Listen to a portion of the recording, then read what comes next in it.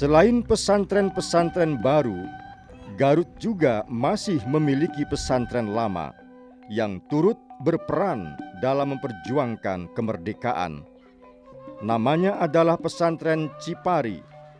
Pesantren yang dibangun sejak tahun 1800-an ini didirikan oleh Kiai Haji Haramain. Karena ada desakan dari masyarakat, terutama tokoh-tokoh pimpinan Partai Serikat Islam pada waktu itu. Ya, karena kebetulan di sini ini adalah basis Partai Serikat Islam Indonesia. Di seluruh Indonesia itu terbesar di sini. Sehingga di sini itu sering diselenggarakan muktamar yang dari seluruh Indonesia pada datang di sini.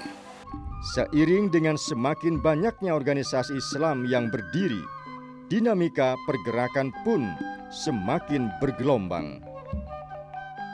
Perbedaan ideologi menyebabkan R.M. Kartosuwiryo yang sempat bergabung dalam musyawarah di pesantren Cipari memutuskan untuk memisahkan diri. Pesantren yang semula dianggap kawan berubah menjadi lawan. Selain pesantren, tanda mata dari perjuangan para santri Cipari adalah sebuah masjid. Masjid bernama Asyuroh tersebut berdiri sejak tahun 1895 dengan bentuk sederhana. Baru pada tahun 1935, masjid tersebut direnovasi menjadi seperti sekarang. Arsitektur masjid ini jelas sekali terpengaruh gaya Art Deco. Gaya ini sempat terkenal di Eropa mulai dari tahun 1920 hingga 1930. Cirinya terlihat dari bentuk bangunan yang simetris. Selain itu, masjid ini juga memiliki langgam bentuk menyerupai gereja. Pintu masuk dan jendela persis layaknya pintu dan jendela gereja Belanda. Detil dindingnya juga lebih mirip bangunan kantor dibanding masjid. Kemunculan bentuk khas Eropa dan gereja ini diakui sebagai ketidaksengajaan.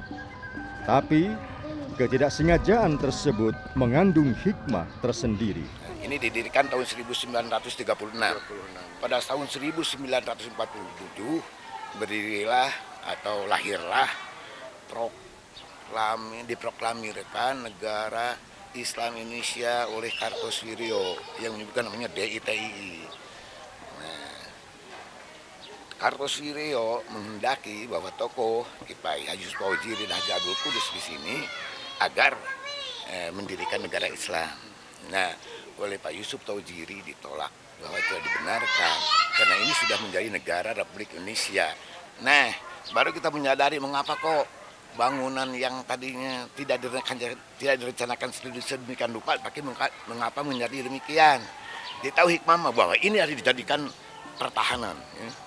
Bahwa di atas menara itu dijadikan pertahanan, di sana ada senjata-senjata besar, sehingga DITI ini nggak bisa masuk. Setiap serangan nggak bisa masuk langsung.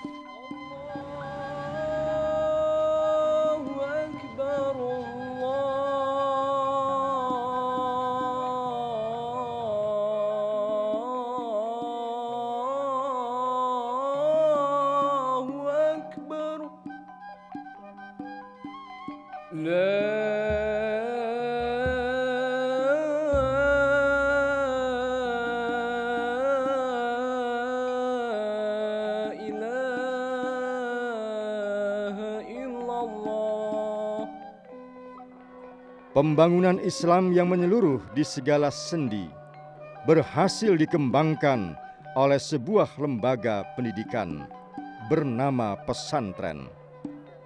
Pesantren juga berhasil bertransformasi sesuai dengan tuntutan zaman. Bukan tidak mungkin jika suatu saat pesantren akan tercatat di sejarah mendatang sebagai gelombang baru kemajuan Islam di Nusantara.